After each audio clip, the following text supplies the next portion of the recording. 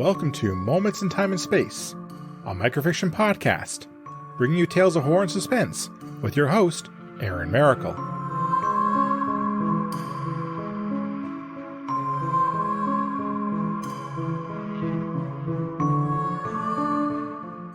Hello everyone. Wayne is a man who has tried his best to comply with the expectations of society. He has followed the rules and has tried to be a model citizen, but it went against his nature. After years of control, Wayne has finally had enough, and he is about to do something drastic. Wayne guided the comb through his thinning gray hair with firm, deft strokes. He ran over the plan for the day in his mind and tried to calm his nerves. It was a bold idea they had come up with, but it also came at a very high price.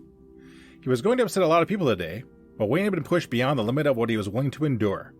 He was going to show society that he would not comply with its rules. After one last check of his appearance in the hallway mirror, Wayne left his house. He slowly walked down the front steps, doubt creeping to the edge of his mind. Maybe what Wayne was about to do was too offensive, and he should just go back into his house. He could settle into the safety of his big leather easy chair and lose himself in the endless programs that played on the hollow screen. His life would remain as it was, dull with a bitter taste of compliance. Wayne shook his head.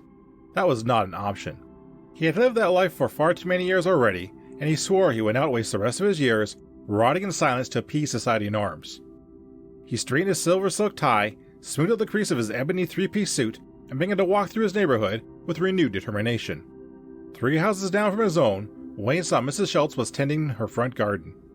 She knelt on a foam pad and plucked stray weeds from her flower bed. Wayne stopped and took a deep breath. It was time to shake up the neighborhood. "Good morning, Mrs. Schultz!" Wayne shouted.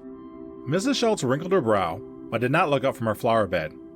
Wayne cupped his hands to his mouth. "How are you today?" The loud greeting removed any doubt that Mrs. Schultz was being addressed directly. She slowly looked up from her garden and stared at Wayne.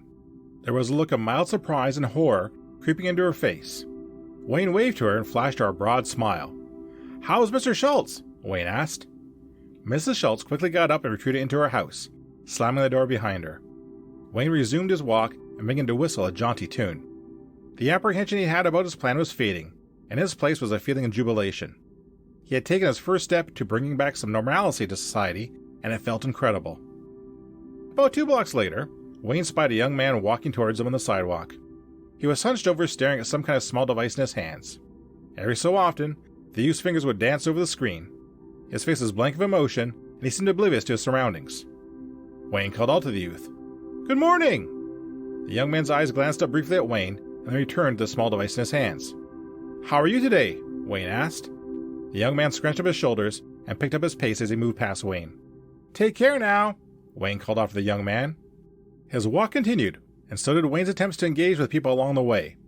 He would offer a polite "good morning," or ask, "How are you doing today?" to those he met. Most people ignored Wayne, but there were a few who gave him looks of surprise before moving quickly away from him. This did not deter him from his plan. Wayne was feeling erotic, and he planned on going to the local shopping mall to meet more people he could spread his kindness to. The sound of a police siren filled the street, and a sleek black cruiser hummed into view.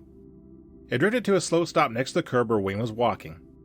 Its electric engine went silent, and 2 police officers climbed out of the car. Both wore dark gray uniforms and mirror shades. Wayne offered them both a wave and a big smile. "Good morning, officers," Wayne said. "How are you today?" Wayne's greeting caught the police officers off guard. They stared at Wayne and seemed unsure of what to do. Their hands stood to the hilt of their silver weapons holstered in their belts, and the taller officer pointed at Wayne. "Citizen," the police officer barked. "We had called as someone matching your description, disrupting the peace." "All I've been doing is telling people good morning." The tall officer began to walk towards Wayne.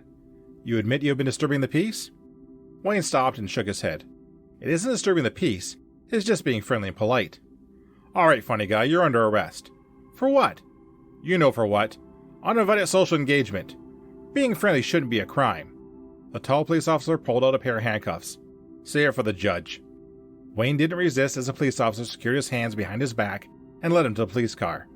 The shorter officer opened the back door and helped Wayne climb into the cruiser. "Officer, I forgot to tell you something," Wayne said.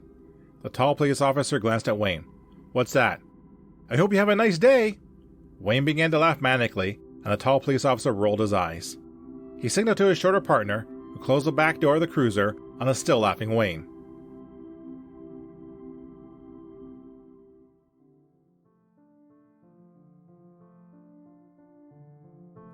Have a nice day. Thank you for listening. If you like what you heard, please subscribe to the podcast and leave a review. You can also follow me on Twitter at MomentsInTAS. Feel free to recommend this podcast to others and help it grow. The opening and closing theme is Creepy Night by Daniel Carlton. Until next time, be safe, be smart, and be well. See you soon.